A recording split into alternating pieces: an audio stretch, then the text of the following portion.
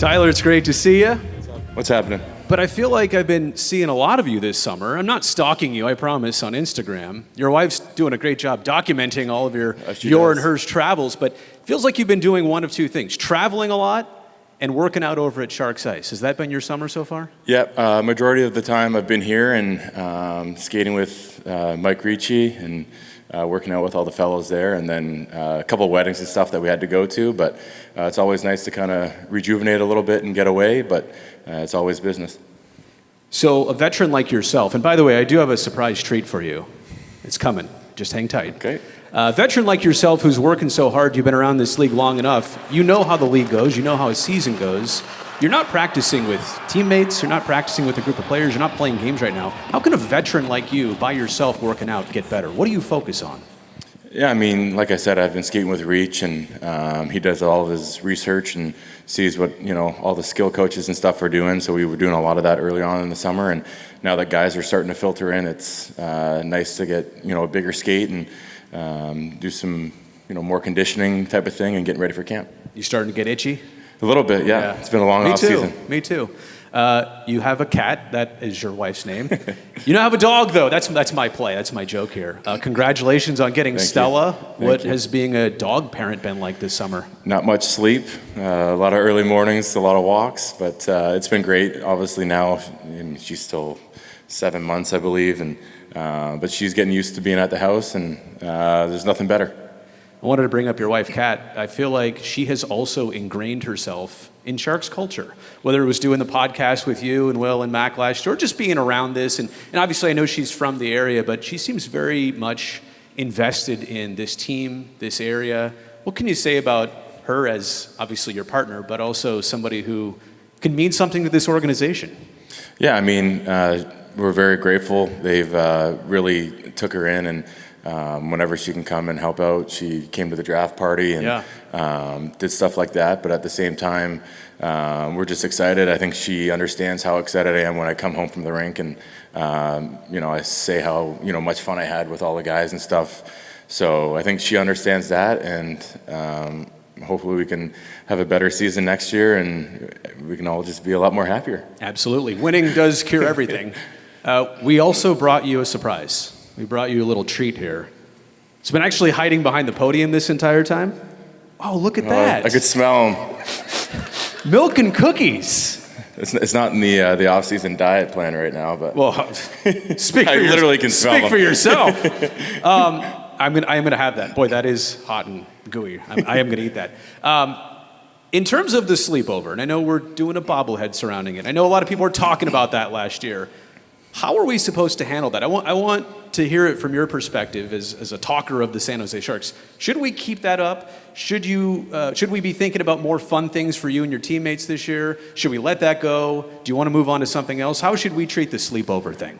I mean, new season's coming, so I'm assuming that Will and Matt got something brewing. And like I said, it's been a long off season, but I know a lot of the guys that we brought in have great personalities, so assuming there's going to be a lot of funny stuff going on, and at the same time, like you said, winning games is going to make things even more fun, and planning on doing a lot more of that.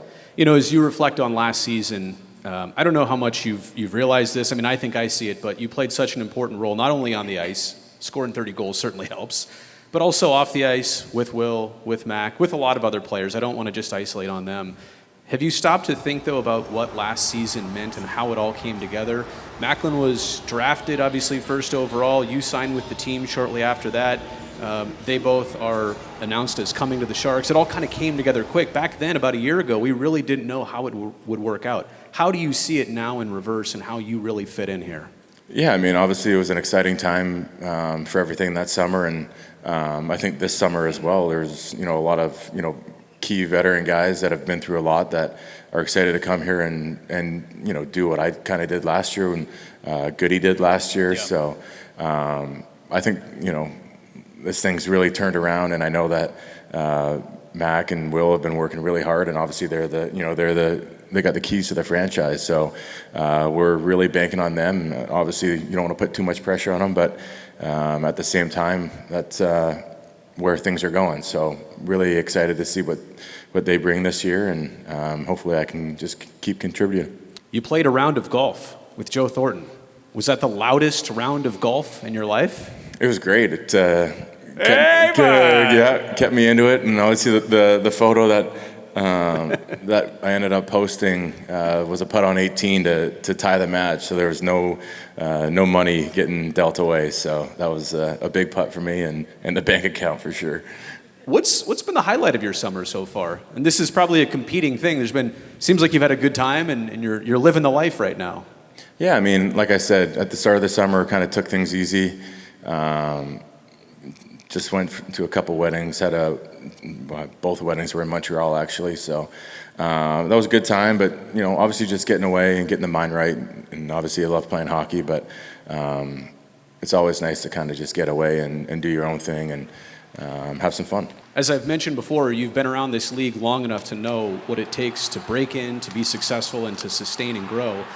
As you look at this team's youngest group of players, what is their next step of getting better, of helping the team, of their own personal evolution? What do you hope to see in them this year? I mean, I think it comes down to winning at the end of the day and learning how to win and, whether they're, scoring 2 goals a night or whatever it is, if you're not winning games, and it really doesn't mean a whole lot. So hopefully, they can dial in and understand that that's a huge part of the game, and every once in a while you have to sacrifice a little bit of offense to go the extra mile and make that kind of sacrifice. And really looking forward to, seeing that and seeing how they can handle that.